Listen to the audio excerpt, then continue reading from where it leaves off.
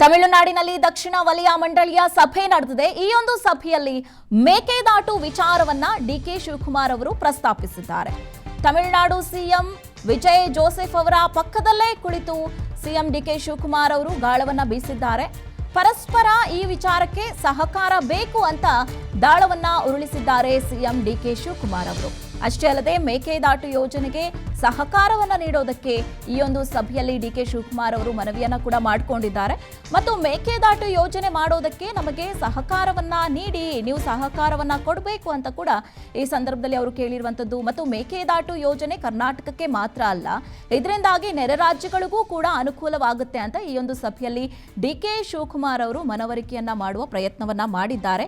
ಇವತ್ತು ಏನು ತಮಿಳುನಾಡಿನಲ್ಲಿ ದಕ್ಷಿಣ ವಲಯ ಮಂಡಳಿಯ ಸಭೆ ನಡೆದಿದೆ. ಈ ಒಂದು ಸಭೆಯಲ್ಲಿ ತಮಿಳುನಾಡು ಸಿಎಂ ವಿಜಯ್ ಜೋಸೆಫ್ ಅವರು ಕೂಡ ಮತ್ತು ಡಿಕೆ ಶಿವಕುಮಾರ್ ಅವರು ಕೂಡ ಮುಖಾಮುಖಿ ಆಗಿದ್ದಾರೆ. ಈ ಒಂದು ಸಭೆಯಲ್ಲಿ ಮಾತನಾಡಿರುವಂತಹ ಡಿಕೆ ಶಿವಕುಮಾರ್ ಅವರು ಪರಸ್ಪರ ಅಂದ್ರೆ ಈ ಒಂದು ಮೇಕೆದಾಟು ವಿಚಾರವನ್ನ ಪ್ರಸ್ತಾಪಿಸಿ ನಮಗೆ ಸಹಕಾರವನ್ನ ಕೊಡಿ ಅಂತ ಮನವಿಯನ್ನ ಮಾಡಿಕೊಂಡಿದ್ದಾರೆ.